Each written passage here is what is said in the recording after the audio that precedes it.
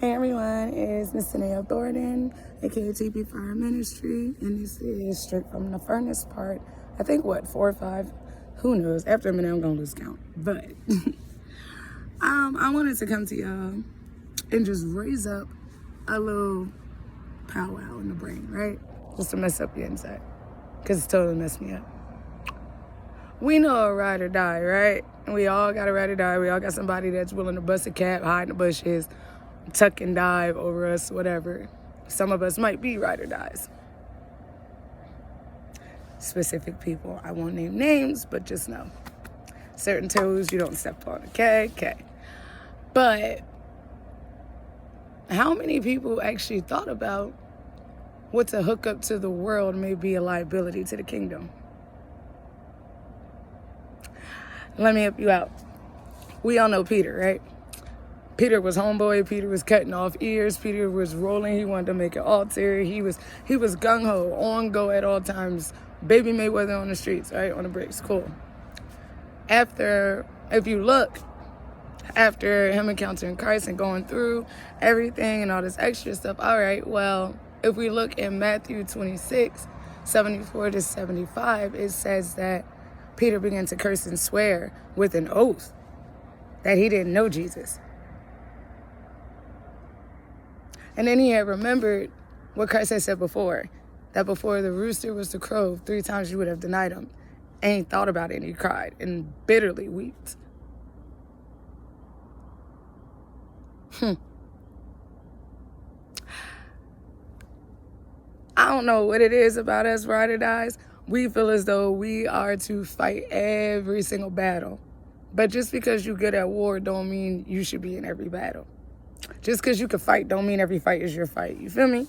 Mentally, emotionally, spiritually, or physically. It's not always your fight.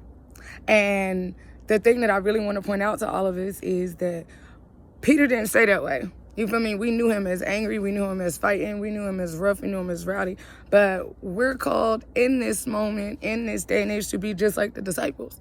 So how is it that we want to be ride or dies, but at the same time, we don't want to exchange that with God. We don't want to exchange the how to.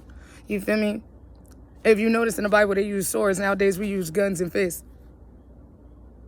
So obviously, as you can see, there's a time swap. So obviously, in order for you to basically be in one time zone, you actually have to be in that time zone. Like, good luck showing up with your fist to a sword fight. I doubt you would throw the first punch before they'd slice your arm off and beat you with it. My thought. So, if we're going to be disciples, if we're going to follow after Christ, we have to embrace the fact that we're not always going to be the same. The more that Peter walked with Christ, even at that time when he denied him, Christ was on the way to the cross. He was being arrested, bro. Now, we got to give Peter some grace, because he was afraid. He admitted he didn't know Christ out of fear. He rejected God out of fear. How many of us have done a lot of things out of fear? Again, this is no judgment, but this is a mirror thing, okay? I don't know if y'all know, but that's the purpose of Christ. He's a mirror. He causes you to look inward so you can draw outward vertically. And then we could branch out. But if this and that ain't kicking in, we can close off the out. And that's where I say a ride or die in the world can be a liability in the kingdom. Because if you're not ready to transform and exchange that worldly mindset from survival to kingdom, you're not going to work, bro. You're going to be scrapping at everything, forgetting that, yes, demons have permission to roll up somewhere, bro. You don't have a right to roll up with an AK-47 every single time. And plus, how is that beneficial to the kingdom? Like, think about it. When Christ was being arrested, what would have happened if he would have stopped just to tend to Peter? I doubt every single time. I'm so thankful I was nothing like us. Like, seriously. Because could you imagine every time Peter acted up, he addressed it or stopped what he was doing? Do you know how long this story would have been, how long the crucifixion would have been? I don't think he would have made it to the cross, in all honesty. Now, I'm not saying, there's people that are out there, there's leaders, there's apostles, there's pastors, there's counselors, there's police officers keeping it 150 that can handle your attitude or handle the recklessness that wants to be brought on. But at the same time, it's like, bro, you got to keep it pushing whether this person wants to comply or not, bruh.